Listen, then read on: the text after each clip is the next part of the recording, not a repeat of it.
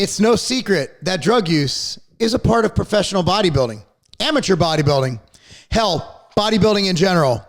But have we taken it too far? There's an article in the Washington Post called Dying to Compete that I'm going to tell you about. I'm going to give you my opinion. Boom!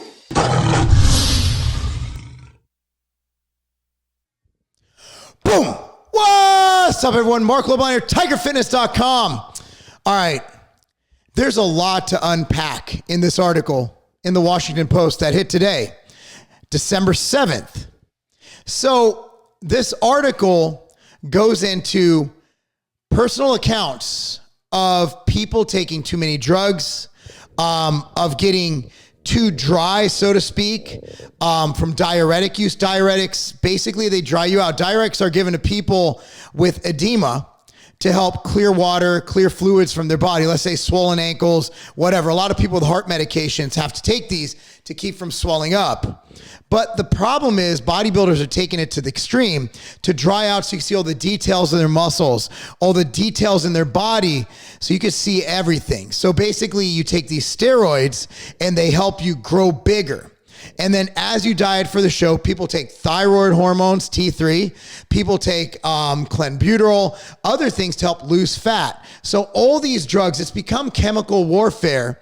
And the way these people are competing, the standards set for competitors has gotten so immense that a lot of these people take all these risks to earn a pro card or even less to just win a local show. Man, I've done local shows where people have no expectation of earning a pro card. They just want to win the Mr. Backyard. You know, back when I lived in Burlington, North Carolina, there was the Mr. Burlington. There's a ton of shows like that where people just want to win. They want that trophy, and they will stop at no cost, financially or medically, to get to that level. And I never quite got to the point where I was risking health, like never got to the point of excessive diuretic use. Yeah, I did have a cycle back in the day that I wasn't too fond of, but overall, I've managed to keep it reasonable. And within the last few years, you know, I keep it to, you know, being medically safe and monitored by a doctor, not like the Liver King 10 IU's GH a day monitored by a doctor. I'm talking like actual all prescription, you know, medications. And these are things I would take even if I didn't work out. You know, when you have low testosterone levels, you go on testosterone replacement therapy or hormone replacement therapy. It's anti-aging. So for me, I want to be able to perform, feel great. I'm not really concerned with getting too big. I'm the same size I was in 2011. I'm probably smaller than I was in 2011, but I'm healthy. All my blood work checks out. Everything's great. And I keep my testosterone levels at around 1,000, which is high normal. You know, it's between around 400 and 1,200. So it's in the high normal range. I'm basically like a 20-year-old dude testosterone wise, and I love being there.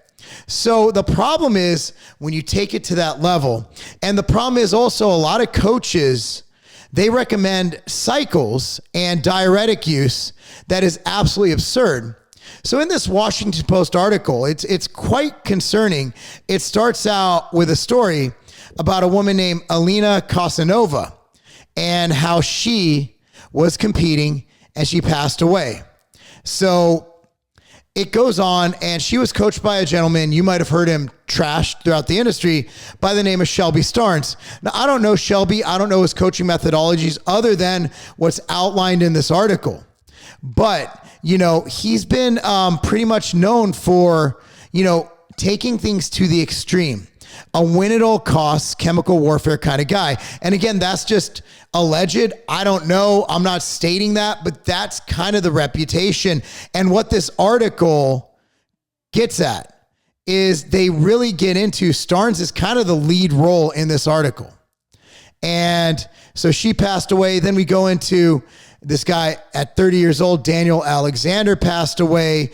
Again, I don't believe he was a Starnes athlete, but going in, you have another person. They have text messages in this article. I'm gonna link it down below.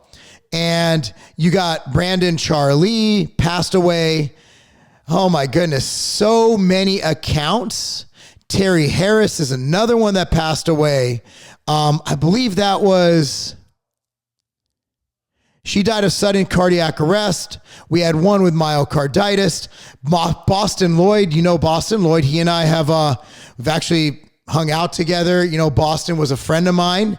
Boston did things a little differently. He was taking things to the extreme, but what put him over the edge was injecting an experimental peptide that had been shown to cause tremendous fat loss in rats.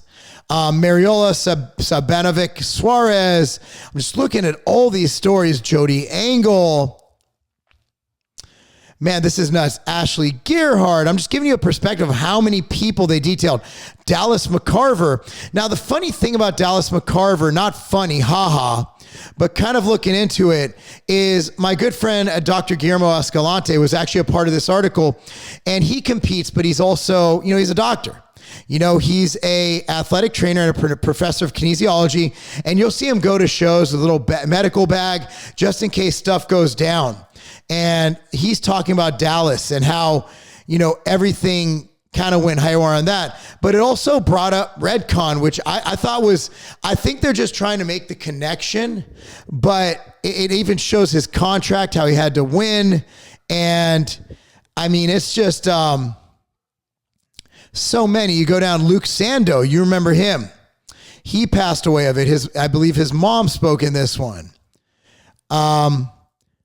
So many accounts. And they also named coaches like Chris Aceto, Shane Hughley, things like that. So I'm not going to read everything in here. I'm already taking time basically, going through and just giving you some names. So what do we have to learn from this article? Well, number one is bodybuilding is an extreme sport. And I think, as Boston Lloyd's mom said in this article, if they started drug testing, it would pretty much get the attendance that natural bodybuilding does. Big Rami's getting on stage at like 290 pounds. If he was natural or on less stuff, he'd get on stage at 220 pounds. We can't deny that these are genetic freaks and they would look phenomenal without drugs, but they'd probably be 30%, 40%, 50% smaller. The amount of drugs bodybuilders take is a lot. It's an absurd amount. And the problem is that in order to get people to this level who might not be genetically capable of getting to this level without the use of an absurd amount of drugs, these coaches will keep going and going and going. There's one account in here, and I believe it was Starnes, who his client was on, I think, prescribed 10 micrograms of clenbuterol. He wanted her to take 120 micrograms of clenbuterol. So I think one thing to notice here is all the different health ramifications they have. The kidney problems from the diuretic use, liver problems from the excessive oral steroid use. Then you have the heart problems, the enlarged heart, myocarditis. Now, we've heard about that a lot lately, but that's a thing. That's a thing. People are getting enlarged hearts. And also, even beyond the steroid use, all that extra body mass and all the stress you put on by bulking and cutting and bulking and cutting and bulking and cutting, that your heart's going to go through some tremendous turmoil as your body basically yo-yo diets, which is absolutely horrible for you. And then you throw in the killer, and that's insulin. A lot of these guys, and they don't go into this with Dallas McCarver, but I don't know what one of the purported reasons was it was an insulin issue. I don't know that for a fact. If I'm wrong, please comment down below. Let me know. But I think that was the rumor going around. Insulin, if you make one bad injection and you don't have the proper food on hand to cause that spike to kind of mitigate, to counter the insulin with some fast-acting carbohydrate, you're dead. You're dead. And then you go even further, and there's fat burners like DNP where if you take too much, you burn from the inside out. That's how crazy it's gotten. So I'm going to link this down below. And the Washington Post, this is definitely, they found a hot topic to get on. We're no longer talking about Russia collusion with Donald Trump. We're not talking about anything political. But with bodybuilding, it's an easy target for sensationalism. Because if I was just a normal person and I'm reading this article, I'm going to be up in arms about what's going on. Now, as someone within the bodybuilding world, do I think it's gone a little too far? The answer is probably yes. Probably yes. You know, but then I can argue that at least we're open and honest about our drug use. Are you telling me in the NFL, the average lineman went from around 250 pounds to 350 pounds in like a decade? Or like, I'm sorry, 2 decades? Like I remember back in the day, remember Larry Allen for the Dallas Cowboys? He was considered monstrous, enormous, crazy. Right now, he'd be average. So what used to be insane is average. Remember the refrigerator, Perry? Remember him when they put him at running back on short yardage plays, 330 pounds, I believe, right up the middle. You're not going to tackle him. Now, any given Sunday, there's 15 300 plus pound people on every team. I mean, think about it. It's gotten to the point where sports have gotten so absurdly competitive and they've gotten so much better that even the great ones who compete are juiced. I think Chris Bell put it great in the movie Bigger, Faster, Stronger. If you could take something that would get you that next level, would you do it? So the question is, what happens if you drug test bodybuilding? Not from an attendance standpoint, but from just a testing standpoint. How do you do that? Because as we noticed in baseball and a lot of other sports, man, good luck with that, because the science is always ahead of the drugs, right? Of the testing, I mean. So the science of creating new compounds, like the clear that Patrick Arnold went to jail for, right? The Barry Bonds, the Balco Labs. There's always going to be a way around it. However, with bodybuilders, we're not just taking one compound. Like the clear was one compound. Bodybuilders are taking multiple compounds. You got your clenbuterol, you got your T3, you got your EQ, you got your Mastron, you got your Halo testing, your Winstrol, your Anavar, all these things, a laundry list of drugs. And then what? Then what? And the problem is not even at the pro level. You got to realize pro bodybuilding is a handful of people. Like you go to any pro bodybuilding show and there might be 12 to 15 people in the open class, might be 8 to 10 in the 212 class. And then classic, there might be 15 to 20, right? Whatever per division. You go to an amateur show or you go to North Americans, you go to, you go to USA's, there's hundreds and hundreds and hundreds and hundreds of athletes. And then you go to these local shows and there's dozens and dozens and dozens of athletes. And these guys are all taking as much, if not more, than the pros. Realize the pros are probably taking less than the amateurs because they have pro genetics. Amateurs think that the more, the better.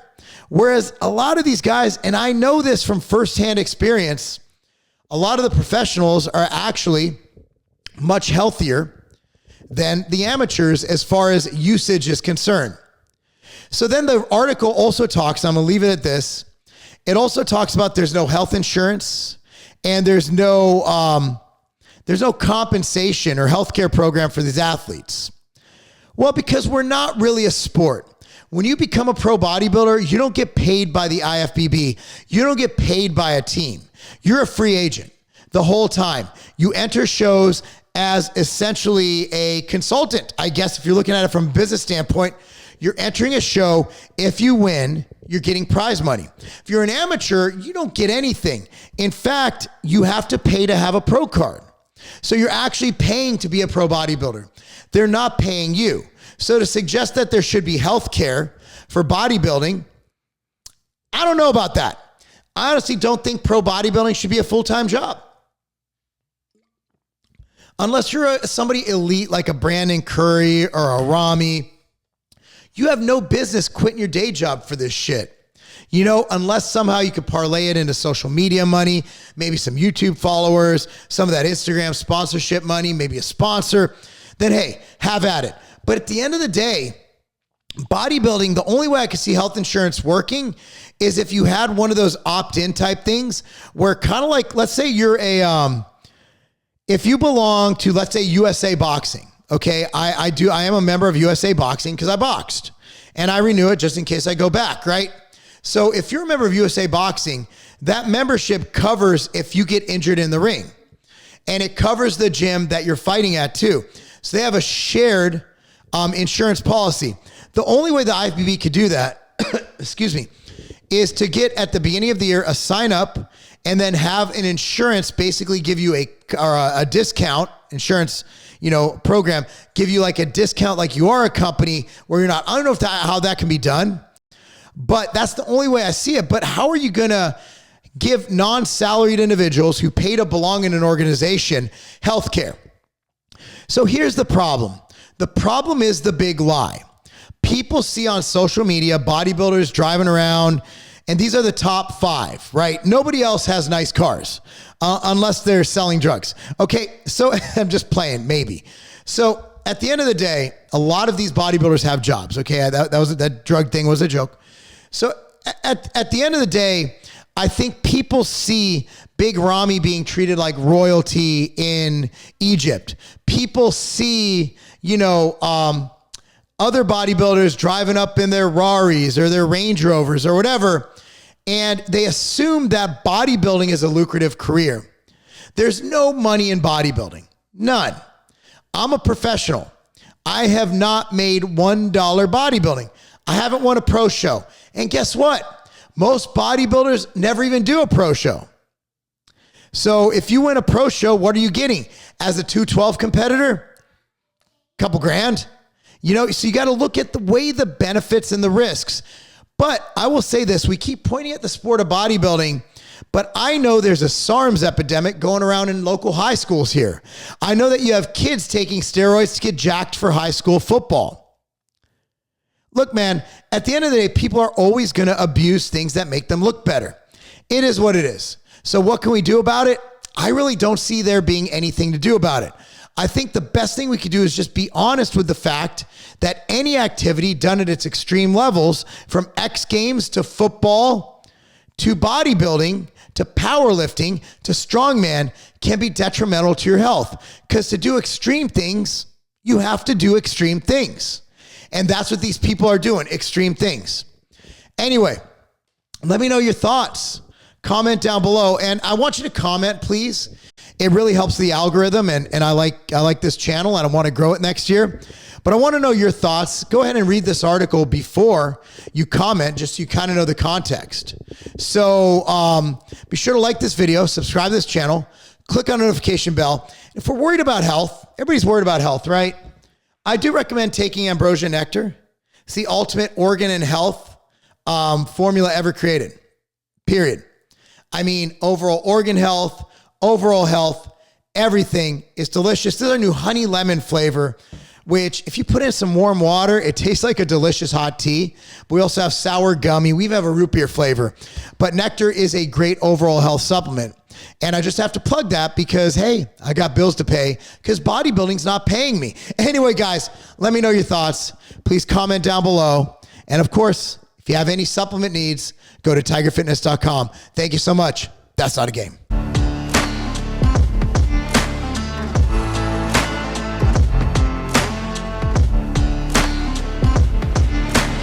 I used to have to go through dozens of bottles of vitamins, of supplements, just to get what I need. Look, I'm busy.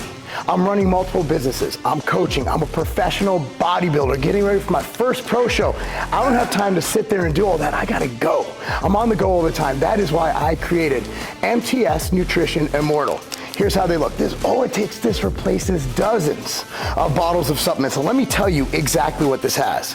It has probiotics, greens, liver detox, joint support, cardiovascular support, and the most complete multivitamin, multi-mineral supplement ever created.